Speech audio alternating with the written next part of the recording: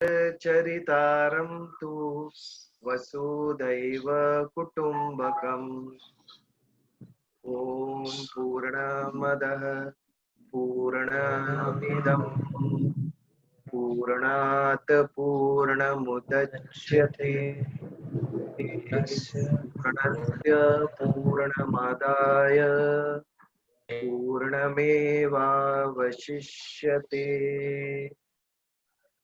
ओम शांति शांति शांति। जय श्री कृष्ण। पिछली बार भक्ति योग का 17वां श्लोक हमने देखा। यो न हर्षति न द्वेष्टि न शोचति न कांक्षति शुभाशुभ परित्यागी भक्ति मान्य समे प्रिय। यो न हर्षति न द्वेषति न शोचति न कांक्षति। जीवन के ये जो द्वंद्व है, ड्युअलिटीज, नेगेटिव और पॉजिटिव, साथ साथ जाते हैं। ना केवल कोई सिर्फ सुखी, ना केवल कोई सिर्फ दुखी है। ये जीवन के सबसे बड़ा द्वंद्व है, सुख और दुख। जैसे रात है तो दिन है,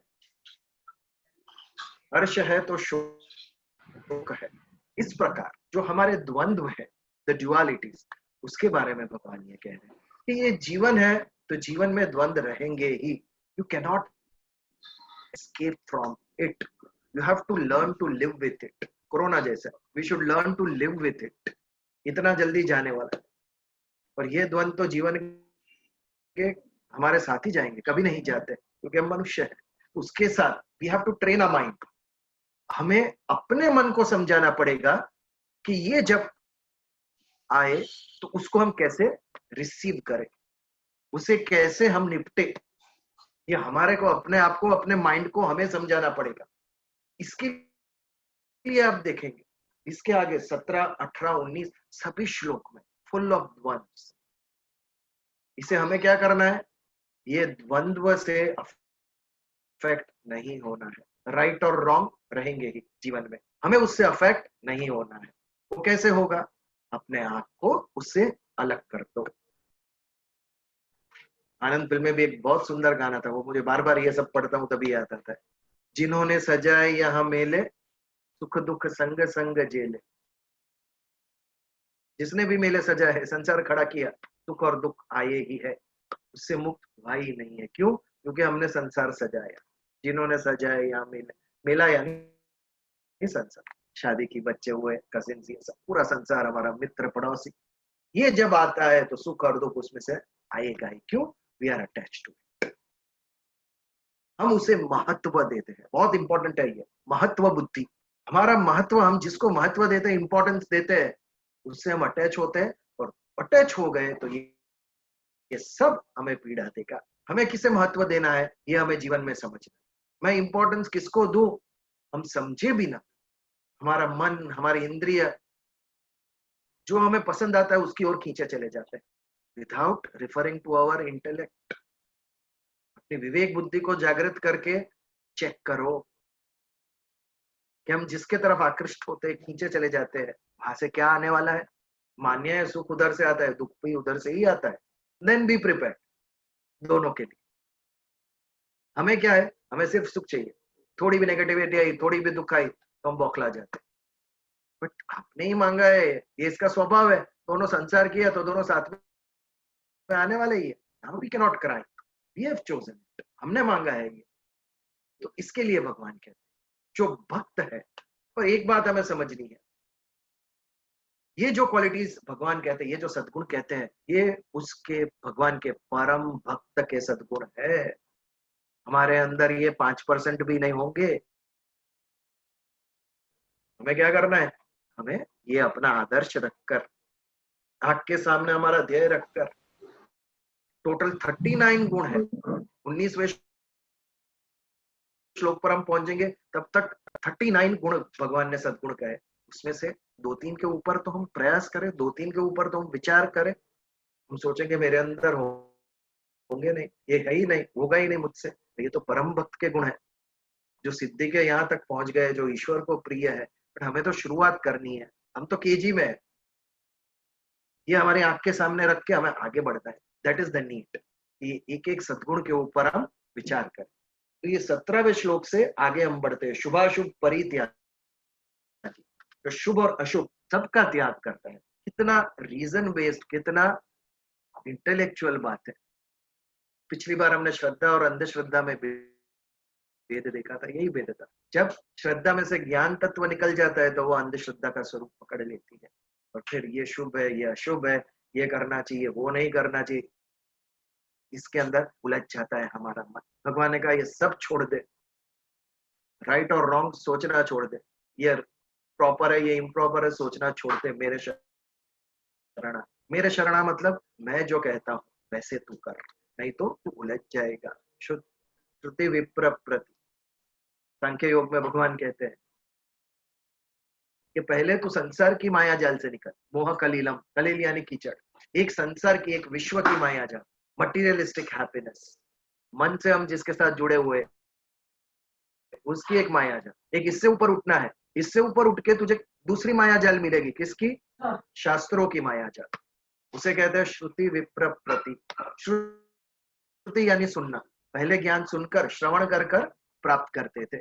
जब लिखना अभी तक सीखा नहीं था मनुष्य, तभी सुन के ज्ञान प्राप्त करता। इसके लिए जो ज्यादा सुनता था वो ज्यादा ज्ञान। इसके लिए जो ज्ञानी था उसे बहुश्रुत कहते। बहुश्रुत कौन है? जिसने ज्यादा सुनकर ज्ञान प्राप्त किया है वो। तो इसके ऊपर से श्रुति विप्र प्रति। जो शास्त्रों में उलझ गए, न्याय के मार्ग पे जाओ, सांख्य के मार्ग पे जाओ, योग के मार्ग पे जाओ, कौन से मार्ग पे मैं जाऊं? पुराणों को मैं पढ़ूं, मैं भगवत गीता पढ़ूं, मैं वेदों को पढ़ूं, वेदों में भी कौन सा वेद पढ़ूं? ये जो उलझन है, ये दूसरी उलझन। सांख्य योग में अर्जुन को कहा कि एक संसार की उलझन से ऊपर उठ और दूसरी ज्ञान की उलझन से भी ऊपर उठ। ये दोनों उलझन से ऊपर उठ जा और मेरे शरण में आ। मामेकाम शरणम ब्रज, मेरे शरण में तू आ जा। ये जो आ जाएगा क्या होगा? मन को शांति प्राप्त होगी। जब हम अपने आप को भगवान के समर्पित कर देते हैं तो शांति प्राप्त होगी। और स्कंद पुराण में कहा है नास्तिर शांति समम सुख। ये कभी ऑब्जर्व करना, जब सुख होता है तब शांति होना आवश्यक है। जब भी मन अशांत हुआ सुख मिलना असंभव। भले ही श्रेष्ठ गाड़ी में हम ट्रैवल कर रहे हैं या श्रेष्ठ घर हो हमारा, सभी भौतिक सुख हो, लेकिन मन यदि अशांत हो गया तो कोई भी चीज हमें सुखी नहीं कर। दशरथ की हालत देखो आप, महल में राजा थे, लेकिन जब राम को वनवास की बात की कहीं ने तो कितने अशांत हो गए। इतना धक्का लगा कि उनका देहांत हो गया राम के जाने के बाद। तो नास्तिर शांति समम सुख, मन में शांति होना आवश्यक है, तभी हम सुखी होंगे। कोई भी मटेरियलिस्टिक हैप्पीनेस हमें सुखी नहीं कर सकते यदि मन अशांत है। और मन में यदि संतोष है तो कोई भी अभाव, किसी भी चीज का अभाव हमें दुखी नहीं कर सकता है। सुख और दुख मन की स्थिति है। मन एवं मनुष्याणाम कारणम बंध मोक्षय। ये मन की स्थिति को जिसने पकड़ लिया, जो समझ गया, वो सुख और दुख दोनों को उसने चैंपियन कर लिया। तो हम आगे बढ़ते हैं 18वें श्लोक की तरफ। यदि आपके सामने है तो आप देख सकते हैं, बहुत सुंदर श्लोक। अभी के दोनों श्लोक में हमें द्वंद्व भी देखने को मिलेंगे कि दोनों द्वंद्व में भक्त को कितनी शांति, कितना सुख प्राप्त होता है। वो 18वें श्लोक पे देखते हैं। समः शत्रो च मित्रे च तथा मानः शीतोष्ण सुख दुखेषु समसंग विवर्जित। द्वंद्व आए। पहला ही द्वंद्व, सम शत्रु च मित्रे च तथा मान अपमानयो। जो शत्रु और मित्र, मान और अपमान दोनों में सम है। सम यानी समान। शीतोष्ण, जो शीतलता और उष्णता, सर्दी और गर्मी, उसमें समान है। सम सुख दुख, सुखे और दुखेशु दोनों में जो समा है। समा संग विवर्जित। संग यानी मिलन और विवर्जन यानी दूर हो जाना, त्याग हो जाना। वो ये दोनों में जो समान है, ऐसा भक्त मुझे प्रिय है। कितना सुंदर श्लोक है 18वां और 19वां श्लोक। अति प्रिय है मुझे। ये देखो हमारी ज्यादातर उलझने, हमारे सुख दुख इन्हीं द्वंद्व में आ जाते हैं। समः शत्रु च मित्रे च, है कोई व्यक्ति आपके ध्यान में ऐसा जिसको एक भी शत्रु ना हो? उसके लिए शब्द है अजात शत्रु। जिसको कोई भी शत्रु ना हो वो अजात शत्रु है। कोई ऐसा अजात शत्रु देखा है आपने कभी? एक जिसे कोई भी शत्रु ना हो, असंभव। क्यों? दूसरों के मन में आपके प्रति क्या भाव है, ये आप कैसे कंट्रोल कर सकते हैं? यदि आपके प्रति उनको ईर्ष्या हो सकती है, आपके प्रति दुष्ट भाव उनका हो सकता है जो आपको पता भी नहीं है। राम को पता था मंत्रा के मन में क्या चल रहा है? बिल्कुल पता नहीं था। आप अपने संतों का जीवन देखो, कितना त्रस्त किया गया है समाज के द्वारा उन सबको, कि पूरा समाज उनका शत्रु हो गया था। जीसस जैसे श्रेष्ठ पुरुष को क्रूसीफाई कर दिया। किसी कोई तो उसे अपना शत्रु समझ रहा था ना, तभी उनके साथ इतना दुर्व्यवहार हुआ, इतनी पीड़ा हुई, इतना दुख हुआ। बट फिर भी इनके मन में क्या प्रतिक्रिया क्रिया हुई उनके प्रति? कुछ भी नहीं। उनके उनके मन में ये सभी जो दुख दे रहे थे, कष्ट दे रहे थे, उनके प्रति इतना भी द्वेष भाव या दुर्व्यवहार उनके साथ नहीं था। कभी उन्होंने उनको अहित नहीं सोचा। उनका जो उनको मार रहे हैं, जो दुखी कर रहे हैं, उसके प्रति भी ये कितनी समता है उनके अंदर, जबरदस्त समता है। क्योंकि उनका मैंपन ही निकल गया था। मैं रहा ही नहीं था, ईश्वर में एक हो गए थे वो सब। सम शत्रु च मित्रे च, यदि हमें व्याख्या करनी है वेरी शॉर्ट, शत्रु कौन और मित्र कौन? क्या कहेंगे हम? शत्रु कौन और मित्र कौन? जो हमारा हित सोचता है वो मित्र, और जो अहित सोचता है वो शत्रु। हम मित्र किसे कहते हैं? जो हमें पसंद है वो हमारा मित्र। तो तेरा मित्र तुझे अहित के हित सोचता है, इसके ऊपर भी विचार कर। जो हमारा हित सोचता है, one who is a well wisher is a friend. और जो अहित सोचता है, जो हमें कुछ दुख देने की, कष्ट देने की, हमें कुछ नुकसान करने की सोच रहा है, वो हमारा शत्रु। लेकिन संत के, भक्त के मन में तो सारा विश्व समान है। क्यों? पहला ही श्लोक भगवान ने कहा, द्वेष्टा सर्वभूतानां, किसी के प्रति द्वेष नहीं। ये आप समझिए, संत के मन में, भक्त के मन में किसी के प्रति शत्रुता या मित्रता नहीं है। उसके लिए दोनों समान है। लेकिन दूसरे के मन में हो सकता है, दूसरे के मन में हो सकता है वो अपने को उसका शत्रु कह सकता है, वो अपने को इसका मित्र कह सकता है। अगणित उदाहरण है इसके पीछे। सारा पांडव सैन्य कृष्ण को भगवान कहता, लेकिन कौरव सैन्य में शकुनी और दुर्योधन, उसके लिए छल कपट करने वाला एक द्वितीय व्यक्ति था श्री कृष्ण। एक के लिए भगवान है, एक के लिए कपट करने वाला व्यक्ति है। क्यों ऐसा? तो उसके मन में ये भाव था उसके प्रति। ये बात है कि आज यदि हम रामायण की शुरुआत देखें, कहां से हुई? भगवान वाल्मीकि तमसा नदी के किनारे एक बार सुबह घूमने निकले अपने शिष्य के साथ। तो वहां पर उन्होंने देखा एक कौंच पक्षी का युगल वहां पर क्रीड़ा, आनंद क्रीड़ा कर रहा था। और उतने में एक पारधी ने, निषाद ने तीर छोड़ा, और उसमें से जो नर था कौंच पक्षी, उसको मार डाला। और उसको मारने के बाद जो उसकी जो मादा थी, उसने जो आक्रंद किया वहां पर, वो देखा नहीं गया वाल्मीकि ऋषि से, और उनके मुख से निकल गया कि तूने इस तरीके से मारा इस पक्षी को, तो जीवन भर तेरा मन अशांत रहेगा, तुझे शांति प्राप्त नहीं होगी। और एक ही बात उसे पूछा, इसका अपराध बताओ मुझे, क्या अपराध था इस पक्षी का कि तूने उसे मारा? कोई अपराध नहीं था। फिर भी आज समुद्र के अंदर, नदी के अंदर मछुआरे इतनी मछली को रोज मारते हैं। शत्रुता है उनको, स्वार्थ से करते हैं। यदि कोई निषाद पार्थी पक्षी को मारता है, या कोई मछुआरा मछली को मारता है, मछली उसे शत्रु नहीं समझती है, लेकिन वो अपने स्वार्थ से उसको मारता है। संतों के जीवन में भी, भक्तों के जीवन में भी ये होता है। जब उनकी कीर्ति बढ़ती है, जब लोग उसका कहा मानते हैं, तब समाज में लोगों के मन में जो ईर्ष्या होती है वो ईर्ष्या बाहर आती है और वो संतों को, भक्तों को शत्रु और मित्र इसमें विभाजित कर देते हैं। तो आगे की मित्रता भी कैसे थी, आप रामायण पढ़िए। हमने अग्नि की साक्षी में फेरे लेते हुए ही देखे लोगों को, देखिए राम और सुग्रीव ने अग्नि की साक्षी में मित्रता की शपथ ली है कि हम एक दूसरे को मित्रता आजीवन निभाएंगे। शपथ ली है अग्नि की साक्षी में उन्होंने।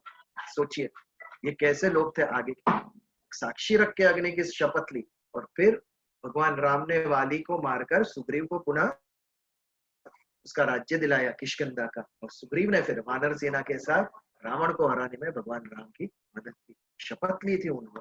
हम तो मित्र मन से ही बनाते हैं, जो हमें पसंद आया, कंपैटिबल है, फ्रीक्वेंसी मिलती है, मेंटल, वो हमारा मित्र।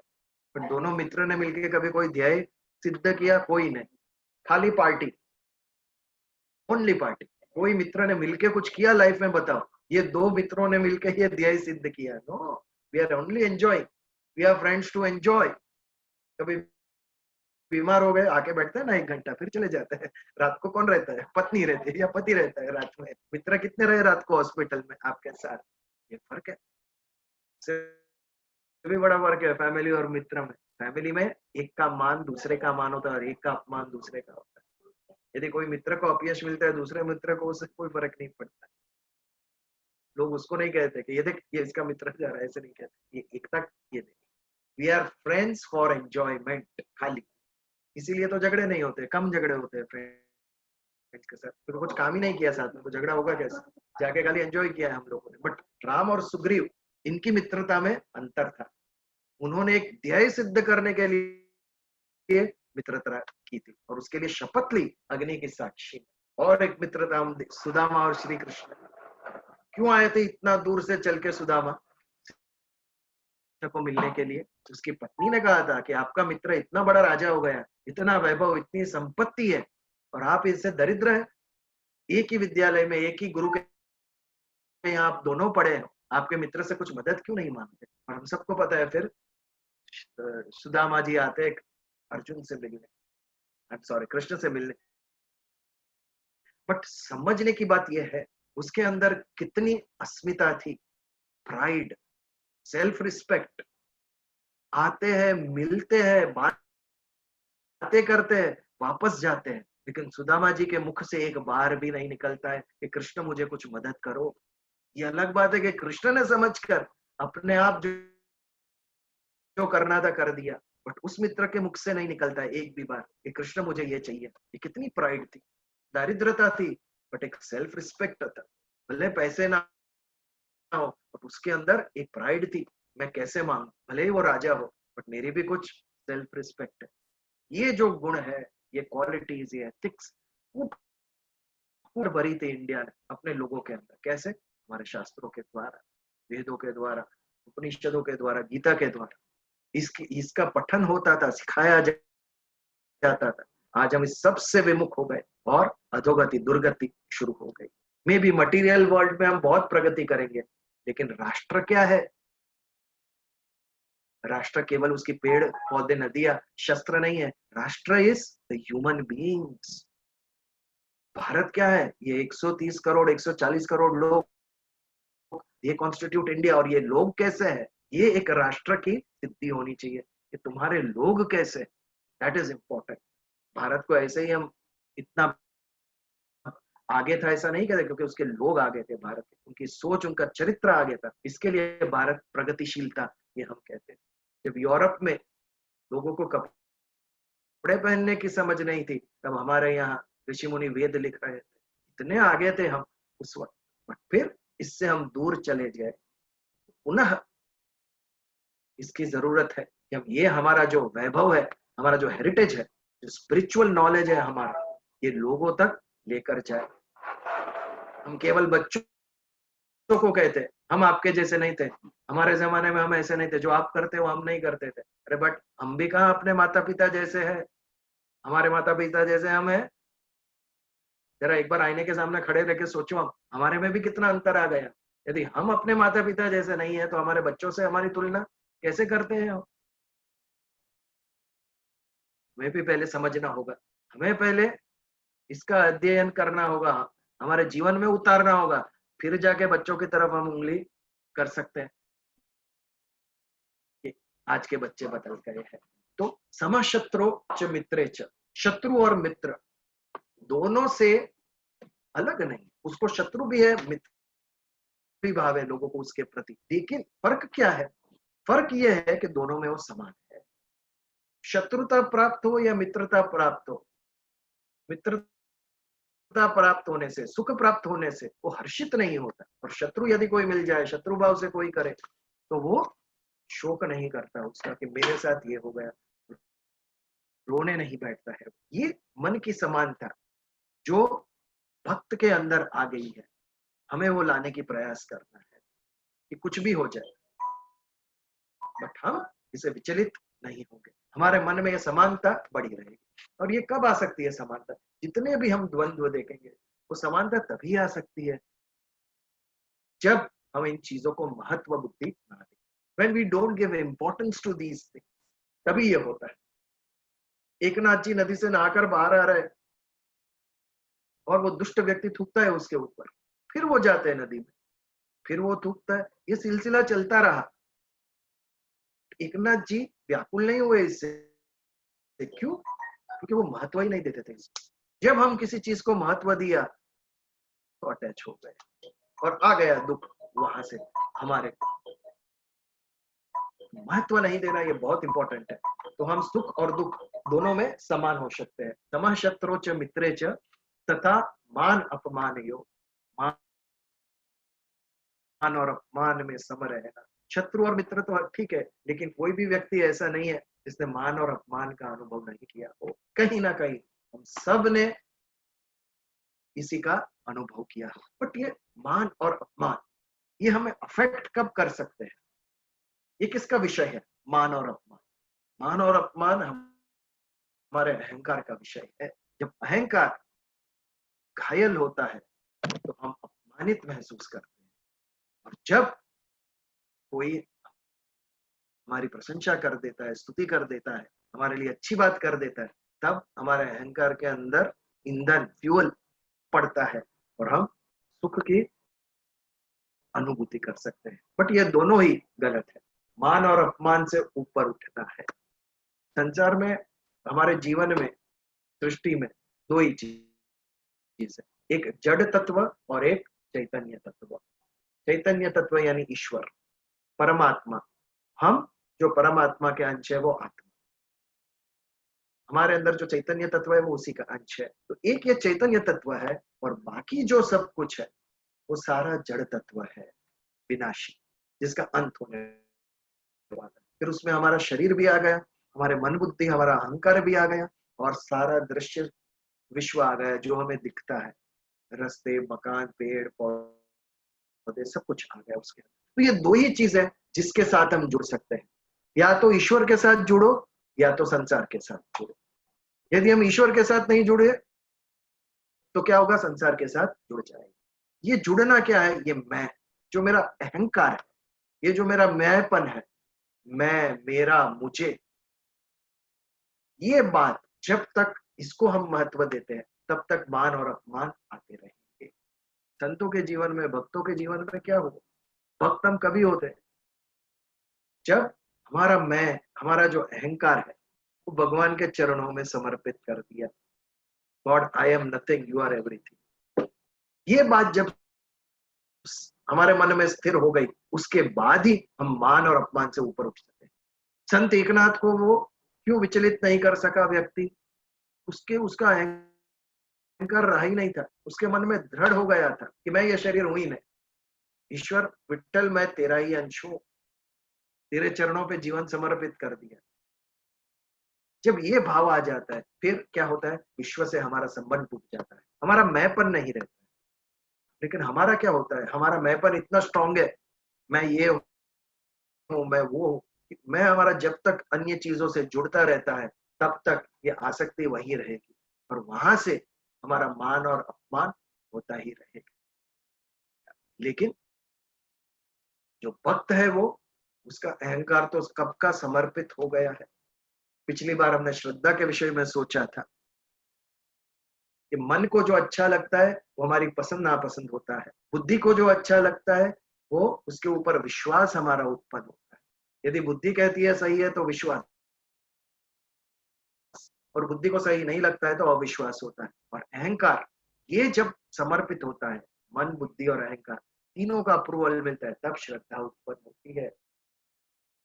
ईश्वर को हमारी बुद्धि भी स्वीकार करती है, भगवान को मन को भी पसंद है, और हमारा अहंकार भी हम उसे समर्पित करते हैं, तब जाके श्रद्धा उत्पन्न होती है। तो जब अहंकार समर्पित हो गया भगवान को, तो फिर कोई हमारी स्तुति करे, निंदा करे, मान दे, अपमान दे, किसी को फर्क नहीं पड़ता। ये अहंकार की आसक्ति है।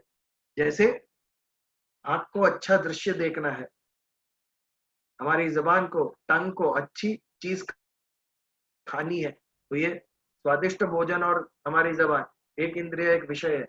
वैसे ही अहंकार का विषय है, मान सम्मान चाहिए उसे। जहां उसको मान सम्मान मिलेगा, रिस्पेक्ट मिलेगा, वहां अहंकार हमारा तुष्ट होता है, और जहां ना मिला तो वहां पर हम दुखी हो जाते हैं। तो ये दोनों साथ में ही आते हैं। इसके लिए भगवान कहते हैं, अर्जुन तू ये दोनों से ऊपर उठ, मेरा भक्त बन। मान और अपमान दोनों से एक भी चीज शुड नॉट अफेक्ट यू, तभी तू मेरा सही भक्त कहलाएगा। लेकिन हमारी क्या परिस्थिति है? वी आर क्रेविंग फॉर मान, कि कोई हमारी प्रशंसा करे, कोई तारीफ करे, और इतना भी किसी ने कह दिया तो हमें अपमानित महसूस होता है। हमारा माइंड फ्रेजाइल हो गया है, हमारा मन वीक हो गया है, कांच के बर्तन जैसा, इतनी आसानी से कोई तोड़ के चला जाता है। एक क्षण नहीं लगती है हमारा मन तोड़ने के लिए, एक क्षण में इंसान रुट जाता है। Are we educated? We are, कितनी सारी डिग्रीज है ना हमारे नाम के पीछे, but are we wise? We are not. बुद्धि है लेकिन समझ कहीं गई है डेफिनेटली। हमारी हमारा अहंकार हमारी बुद्धि के ऊपर हावी बन जाता है। आगे से ऐसा चला आ रहा है। क्यों? क्योंकि हम उससे जुड़े हुए हैं। हमारा अहंकार भगवान को समर्पित नहीं हुआ है। जब तक मैं है मेरे दिमाग के अंदर, तब तक मान और अपमान मुझे ड्राइव करते ही रहेंगे, मुझे दुखी करते ही रहेंगे। आज भगवान के चरणों में इतना भी हम धरते हैं तो उसमें नाम चाहिए, मेरा नाम आना चाहिए यहाँ पर, तो मैं डोनेशन करूंगा, नहीं तो नहीं। तो ये किसके लिए कर रहा हूँ?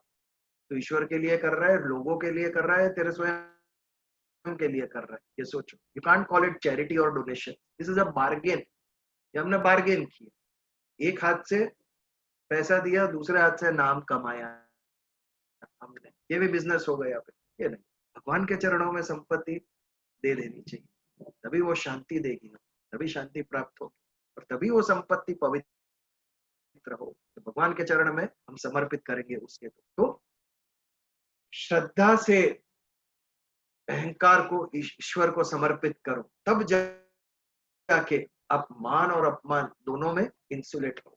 जब तक मेरे मन के अंदर मैं हूं, ये बात है, ये हमारा मैं जब तक जाता नहीं है, तब तक ये हमें अफेक्ट करता ही रहेगा। मान और अपमान दोनों अफेक्ट करते रहेंगे। इतना क्लियर शब्दों में भगवान ने कहा, फिर भी हम क्यों नहीं समझते? उसके ऊपर चिंतन ही नहीं होता है। 10:30 बजे के बाद क्या करते हैं? पूरे नेक्स्ट हफ्ते तक कुछ भी नहीं, वापस संसार में उलझ गए, ચાદર ઓઢીને સુઈ ગયા 10:30 પછી કાલે સવારથી એનું એ રૂટીન, अगेन सेम रूटीन। इसके ऊपर विचार नहीं है बिल्कुल।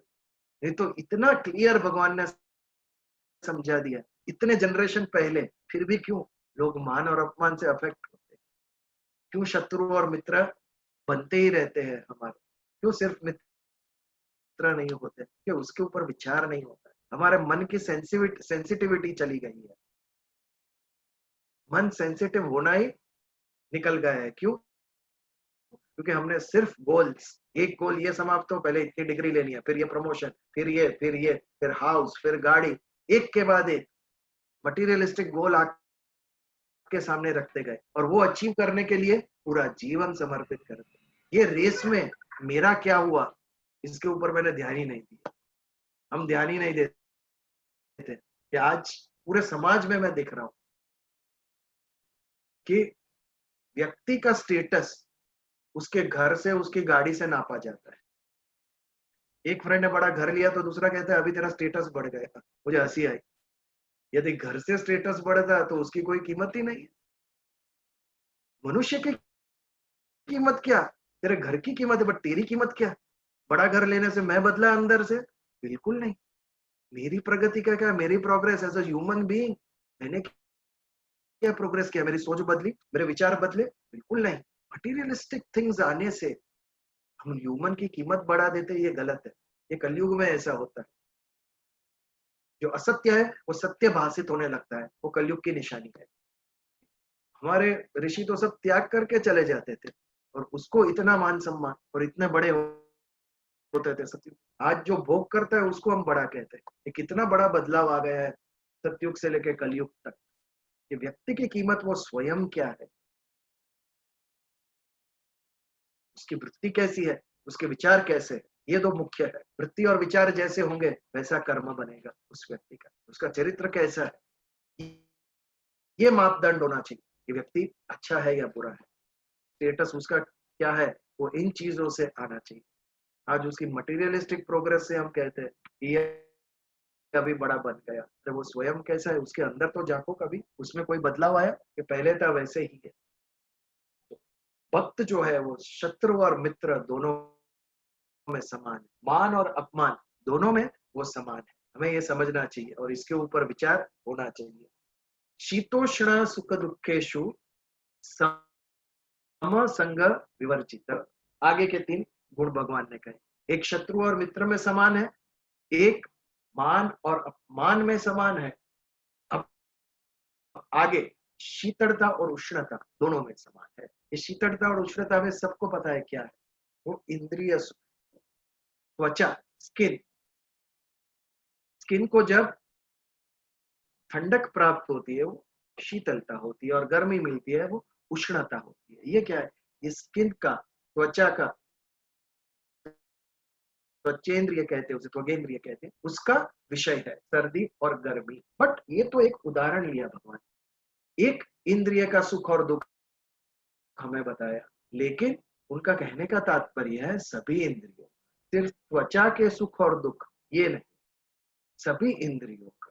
हमारी पांचों जो ज्ञानेंद्रिय है, ये दोनों में जो समान होता है वो मेरा भक्त है। भक्त की मन की स्थिति ये है, हम नहीं है समान। एक सिंपल उदाहरण हमारे भोजन का ले सकते हैं। कितनी सारी चीजें हमें प्रिय है और कितनी सारी अप्रिय है।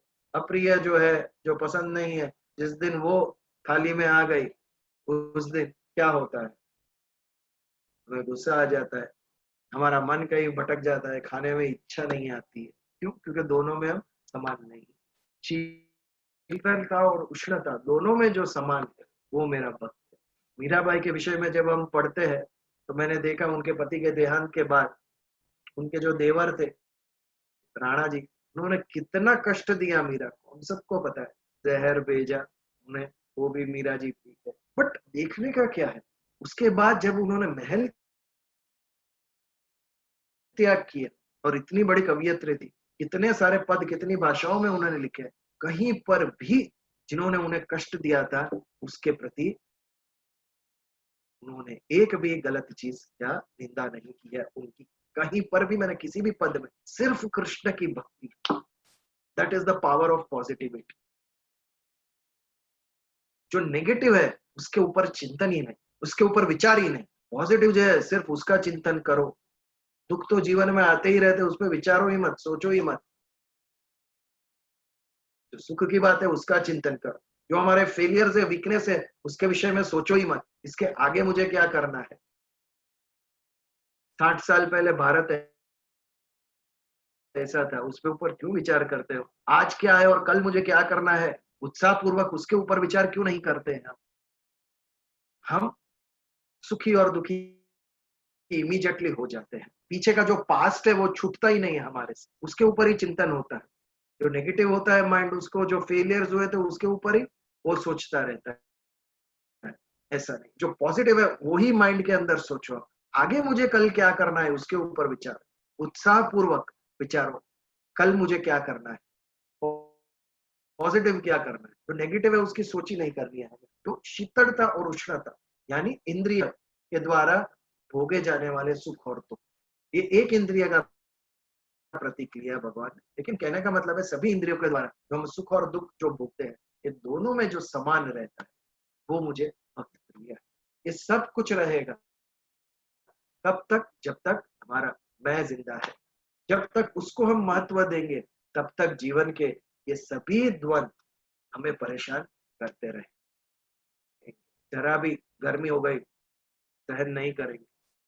एक जमाना था जब ब्रिटिश हमें रूल करते थे भारत को, तो उनका समर कैपिटल शिमला शिफ्ट कर देते। जो इंडिया का वाइसरॉय होते थे वो दिल्ली की गर्मी सहन नहीं कर सकते थे और वो 3-4 महीना चले जाते थे शिमला, और शिमला से पूरी सरकार चलाते थे वहां पर। It was called as summer capital, they couldn't bear it, वो सहन नहीं कर सकते। ऐसा है, हमारे कोई व्यक्ति यदि यूरोप चले जाए तो वो वहां की ठंड सहन नहीं कर सके, लेकिन भक्त के विषय में ऐसा नहीं है, उसके लिए ठंडी और गर्मी दोनों में समान है। आप यदि स्वामीनारायण मंदिर में जाएंगे तो वहां पे वो भगवान स्वामीनारायण की फिल्म दिखाते हैं। उसमें जो बालक अवस्था में थे 10 साल के, नीलकंठ कहते हैं उनको, तब भी वो यात्रा करने निकल गए थे घर छोड़ के, और बद्रीनाथ जब पहुंचे तो बद्रीनाथ में पहुंचते पहुंचते विंटर आ गई थी, और वहां के मंदिर का द्वार वो लोग बंद कर रहे थे, और वहां के महाराज थे, दूसरे लोग थे, भक्त थे सब। उन्होंने ये बालक को कहा, 10 वर्ष का बालक, उसको कहा कि चलो बेटा अभी सब हम बद्रीनाथ बंद हो जाएगा, ये ऊपर हाइट पर है, हम नीचे चले जाएंगे क्योंकि अभी ठंडी स्टार्ट होगी। तो बालक का उत्तर क्या था, आप लोग जाइए, मैं नीचे जाने के लिए नहीं आया हूं, मैं यहाँ से मानसरोवर जाऊंगा, उससे भी ऊंचाई के ऊपर। और एक वस्त्र पहनते थे वो बालक इतनी ठंडी में भी, और वो गए बद्रीनाथ से ठंड के मौसम में, इमेजिन, सिर्फ एक वस्त्र पहनकर वो 10 साल का बालक मानसरोवर की यात्रा करते हैं तिब्बत में इतनी ठंडी में। ये कैसे संभव हुआ है? दृढ़ कमिटमेंट, दृढ़ कमिटमेंट ईश्वर के प्रति, भगवान के प्रति, इतना दृढ़ता कि शारीरिक सुख दुख उसे स्पर्श नहीं करते। This is mental power. Mind में जब ये पावर आता है तब क्या होता है, तब हम इससे फिजिकल सुख दुख से ऊपर उठ जाते हैं। तो ये मेंटल पावर जो है, कमिटमेंट हमारा, ये हमें सुख या दुख दोनों से, फिजिकल जो इंद्रियजन्य सुख और दुख है वो दोनों से हमें ऊपर लेके जाते हैं, ये मेंटल पावर। तो ये 10 वर्ष के बालक में ये कहां से आया, इतनी ठंडी में एक वस्त्र में वो मानसरोवर की यात्रा करके ठंड के मौसम में आए। हम देखते हैं कई बार हिमालय में भी ऋषि बैठे हैं, साधु बैठे हैं, एक वस्त्र पहनकर वहां पर बैठे हैं, और फिर भी दे survive the cold of Himalayas. ये कितनी उनकी मेंटल पावर होगी, जबरदस्त मेंटल पावर। जब माइंड का पावर जागृत होता है तो क्या होता है, तो शरीर का सेकेंडरी हो जाता है, फिर शरीर के सुख और दुख हमें स्पर्श नहीं करते। जब मन के अंदर एक दृढ़ निश्चय आ जाता है। एक बार मैंने सुना था अपने फौजियों के बारे में, वो लोग जब बॉर्डर पे युद्ध होता है तो ट्रेंचेस बनाते हैं, खट्टा खोद देते हैं, और उसके अंदर बैठ के खाली फायरिंग करते हैं जब दुश्मन सामने से आता है। तो गर्मी का मौसम, हमारी राजस्थान की बॉर्डर कितनी गर्मी होगी आप समझ सकते हैं। वहां पर उन्होंने खट्टा खोदा, युद्ध होने वाला था, और सभी सोल्जर्स को ऑर्डर मिला खड्डे में उतर जा, इतनी गर्मी में। और जब वो खड्डे में उतरे और पोजीशन ली उन्होंने, तो पता चला पूरा खड्डा, वो पूरी भूमि लाल चींटियों से भरी पड़ी थी, और लाल चींटी उन्हें काट रही, फिर भी हिले नहीं। वहां से सोचिए ये कैसे संभव है, जब कमिटमेंट है माइंड के अंदर कि ये करना ही है। ये कमिटमेंट जब निश्चय आता है, निर्धार आता है, तब मन में जब एक निर्धार हम करते हैं तब फिजिकल पेन सेकेंडरी हो जाता है, तभी शरीर सेकेंडरी हो जाता है हमारा। शरीर को जो प्राप्त होने वाले सुख दुख है सेकेंडरी हो जाएंगे। मन इतना पावरफुल, मन में ये जब ईश्वर के प्रति निष्ठा, ईश्वर के प्रति निश्चय आएगा, तब क्या होगा, तब हमारे अंदर शीतोष्ण सुख दुखेशु, शीत हो या उष्ण हो, ठंडी हो या गर्मी हो, तब हमारे शरीर को ये स्पर्श नहीं करे। शीतोष्ण सुख दुखेशु, सुख और दुख का भी ऐसा ही, सुख और दुख सबके जीवन में आएंगे ही, two sides of the coin. लेकिन हमारा क्या है, सुख आ गए तो उसका विकार हमारे मन में उत्पन्न होता है। सुख का विकार क्या है, हम हर्षित हो जाते हैं, और दुख हो गया, दुख आया तो भी मन के अंदर एक इंप्रेशन आ जाती है, हम शोकाकुल हो जाते हैं। ये हर्ष और शोक, सुख और दुख की प्रतिक्रिया है। हम दोनों में समान नहीं है, सुख और दुख जीवन में आएगा, पर दोनों में बैलेंस कैसे रखने का, समत्व का भाव कैसे आना चाहिए, ये हमें सीखना चाहिए। उसको महत्व देंगे तो हम अटैच हो जाएंगे, बट यदि मन में से महत्व निकाल दिया, उसका इंपॉर्टेंस निकाल दिया, जीवन में प्रायोरिटी किसे देना है वो सीखिए। जिस दिन हम ये सीख गए कि ये ज्यादा इंपॉर्टेंट है, ये कम इंपॉर्टेंट है, मन को नहीं पूछना है, बुद्धि को पूछना है। मन तो कुछ भी इच्छा करेगा, बट ये बुद्धि जो है, जो सही और गलत निर्णय लेने में हमारा उपयोग करती है, तो बुद्धि का सहारा लो, ये सही है ये गलत है, इसे विवेक कहते हैं। जो राइट और रॉन्ग की जो समझ देते हैं वो, उसे विवेक कहते हैं। ये जो समझ हमारे अंदर आ गई, तो फिर हम दोनों के अंदर, सुख में और दुख में, शीतलता में उष्णता में, जीवन में जो भी आया उसमें हम समान रहे। तो शीतोष्ण सुख दुखेशु सम संग विवर्जित। संग यानी मिलन, किसी को भी मिलना, और विवर्जित यानी किसी से दूर हो जाना, त्याग कर देना, छोड़ देना, ये विवर्जन है। संग और विवर्जन, इसमें हम समान नहीं। यदि जो अच्छा है, व्यक्ति या पदार्थ, कोई भी चीज हमें जो पसंद है वो मिल गई तो आनंद, और यदि हमारे से दूर हो गई तो दुख। और जो चीज, वस्तु, व्यक्ति हमें पसंद नहीं है, वो यदि मिल गई तो दुख, और जब वो दूर जाती है तो हमें आनंद हो जाता है।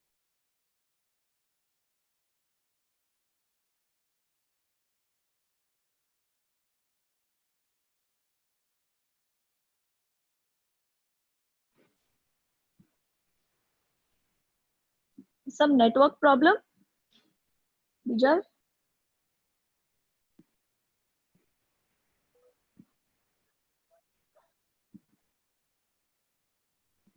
परीक्षा लेता है कि हम कितने शांत बैठ सके, प्रतीक्षा कर सके या नहीं कर सके। कभी कभी मेरे मन में विचार आता है कि आधा घंटा आऊ ही नहीं, क्रिया देखने दो मेरे को, कि कितने लोग बैठते हैं और कितने सो जाते हैं। ये प्रयोग करने जैसा है कि हमारे हमारे मन में कितनी श्रद्धा है, कितनी प्रतीक्षा हम कर सकते हैं। भगवान ने यह लिखा क्यों नहीं है, इतने गुण में प्रतीक्षा का गुण, इंतजार का गुण डाला ही नहीं। अक्षित ने मुझे लिखा कल, बहुत सुंदर लिखा उसने। तभी टेक्नोलॉजी थी नहीं ना भगवत गीता के जमाने में, तो प्रतीक्षा करने का टेक्नोलॉजिकल प्रॉब्लम का ये था ही नहीं कि कहीं उद्भव हो उसका। नहीं बीजल, हम लोग 6 दिन anyways, प्रतीक्षा कर, बीजल हम लोग 6 दिन प्रतीक्षा करते हैं तो 7वें दिन तुम दिखते हो, और कितनी प्रतीक्षा करवाओगे? नहीं नहीं ऐसी बात, मैं तो रोज मिलूं, चलो आ जाओ, जू बीच पे मिलते हैं सब लोग। लॉकडाउन खुलने दो, सब प्रतीक्षा का अंत कराएंगे हम सब की। तो एनीवेज, समसंग विवर्जित है, इसके ऊपर हम विचार कर रहे थे। संग और विवर्जन, मिलन और दूर जाना, इसके ऊपर। अच्छे व्यक्ति मिल गए तो बहुत आनंद, अच्छे व्यक्ति दूर गए तो ऐसे। पिकनिक के लिए हम लोग जाते हैं तो उत्साह अलग होता है, बट वापस होते हैं तो थोड़ा नर्वसनेस टीपन कर जाता है हमारे मन के अंदर कि कल से वापस वही रूटीन। लेकिन ये रिलेटिव है। हॉस्पिटल में जाते हैं तो हमारा मॉरल डाउन होता है, और जब ठीक होके बाहर आते हैं तो वी आर अगेन, उत्साह हमारा आ जाता है कि चलो ठीक हो गए। और स्पेशली कोविड के दिनों में तो जो ठीक होके बाहर आते होंगे उनको तो जैसे दूसरी लाइफ मिली, उत्साह। ये रिलेटिव है, संग और विवर्ज है, इसमें ना पड़ो। जो दिया भगवान तूने दिया, जो व्यक्ति भेजा वो मेरा। आज 19 क्यों है, आज 25 क्यों है, कोई फर्क नहीं पड़ता है। जो आया है वो मेरा है, वो सभी अपने हैं। हमें सिर्फ एक ही मन में ध्येय उठाना है कि भगवान का ये जो उपदेश है, ये जो सुंदर ज्ञान है, वो हम दूसरों तक लेकर जाएंगे, दूसरे मनुष्य तक लेके जाएंगे। ये सबसे बड़ा भगवान का काम। भगवान के काम के विषय में हम बोल रहे थे, वो भगवान का स्वयं का जो उपदेश है, मैसेज है, वो हम दूसरों तक लेके जाएंगे। क्यों? हमारे उद्धार के लिए है वो। भगवान को फर्क पड़ता है अर्जुन का उद्धार हो ना हो, वो तो पूर्ण है, हम अपूर्ण है। हमारे अंदर अभी बहुत सारी जगह है डेवलप होने की। और यदि ये भाव, सिर्फ मनुष्य जन्म हमें क्यों दिया ईश्वर ने? इसके लिए कि तू दूसरों के लिए कुछ कर सके। बाकी अन्य सारी जीव सृष्टि, उनके अंदर ये समझ ही नहीं है कि अन्य के लिए कुछ करे। अपने माता पिता के लिए कुछ नहीं कर सकते हो। शेर का बच्चा 4 साल का होता है तो अपनी अलग दुनिया, टेरिटरी बाउंड्री बना लेता है। पक्षी को पंख आते ही उड़ जाते हैं। कौन मेरी माँ, कौन मेरा पिता, ये समझ ही नहीं। मनुष्य को ये समझ दी है, ये समझ दी है तो अभी सार्थक कर उसको, दूसरे मनुष्य तक लेके जा। ये भगवान का उपदेश, उसके जीवन में परिवर्तन ला, पॉजिटिव परिवर्तन, इस ज्ञान से और तेरे प्रेम से। भगवत गीता से ज्ञान प्राप्त होगा और तेरे से प्रेम प्राप्त होगा उसको। ये दो चीज दे और देख परिवर्तन समाज के अंदर, जीवन के अंदर कितना बड़ा परिवर्तन आ जाएगा। ये भगवान का काम। भगवान कहता है मुझे परायण हो जा, मेरे लिए कर। मैंने कहा है वो कर, बट भगवान को कहाँ जरूरत है। कभी कभी हम न्यूज़पेपर में पढ़ते हैं, तिरुपति में, सिद्धि विनायक में सोने का मुकुट पहनाया किसी भक्त ने। भगवान को जरूरत है सोने के मुकुट की? मुझे जरूरत है कि मैं भगवान को पहनाऊं। मुझे आनंद प्राप्त होता है उससे। 1 साल का, 2 साल का बालक होता है, उसको क्या समझ है तैयार होने का, लेकिन माँ उसे कितना सुंदर सजाती है। बालक के मन में नहीं है कि मैं सजू, माँ के मन में है। वैसा ही है, भगवान डजंट वांट सोने के अलंकार, भक्त के मन में है कि वो भगवान को दे। वो जब देता है तब तृप्त होता है। ग्रेटफुलनेस है ये, ईश्वर तूने मुझे जो दिया वो तेरे प्रति थोड़ा मैं समर्पित करता हूँ। That is being grateful. हमारी जो पहली कमाई होती है, हमें कितना आनंद होता है माता पिता के लिए कुछ, परिवार के लिए कुछ ले जाने का, कुछ करने का। ईश्वर भी हमारे पिता है, हम सबके पिता है। तूने जो मुझे बुद्धि दी, तूने जो मुझे शक्ति दी, इससे जो मैं प्राप्त करता हूँ, इससे जो मैं उत्पन्न करता हूँ, भगवान तुझे थोड़ा समर्पित। ये भगवान का कार्य है। भगवान के विचार को वहां तक, दूसरे तक लेके जाने का, उनका उपदेश दूसरों तक लेके जाने, ये भगवान का कार्य है। क्यों? मुझे मनुष्य जन्म मिला है, और अगर तू ये नहीं करेगा तो you are challenging your own self, you are contradicting your life. हमारे लाइफ को हम कॉन्ट्राडिक्ट कर रहे हैं। ये भाव हमारे अंदर से नहीं आया। बाकी मटेरियलिस्टिक विश्व में कितना भी हम प्रगति कर लें, बट स्पिरिचुअल में और as a human I have not progressed. मैं वही प्राणी हूँ जो दिन से, सुबह से शाम तक सिर्फ अपना खाना ढूंढने लिए घूमता रहता है। मुझ में और उसमें कोई अंतर नहीं। यदि मैं सिर्फ अपना भोग के, उपयोग के सामान के लिए ही पूरी जिंदगी निकाल दूं तो मुझ में और पशु में कोई अंतर नहीं है। ये भी पशु जीवन ही होगा। तो ईश्वर का भक्त मैं बनूं, ईश्वर का कार्य करूं, ये कब संभव है? जब उसका उपदेश में लेके दूसरे व्यक्ति तक पहुंचा हूं। तो इस प्रकार आज यहाँ पर हम 18वें श्लोक का समापन करते हैं। समशत्रो च मित्रे च, very simple but very effective. समशत्रो च मित्रे च तथा मान अपमानयो, शीतोष्ण सुख दुखेषु समसंग विवर्जित। तो यहाँ पर हम आज का समापन करते हैं, प्रार्थना करेंगे, और अभी प्रार्थना के बाद कुछ क्वेश्चंस होगा तो वी कैन टेक इट। ओम असतो मा सद्गमय, तमसो मा ज्योतिर्गमय, मृत्योर्मामृतंगमय। ओम शांति शांति शांति। जय श्री कृष्ण। if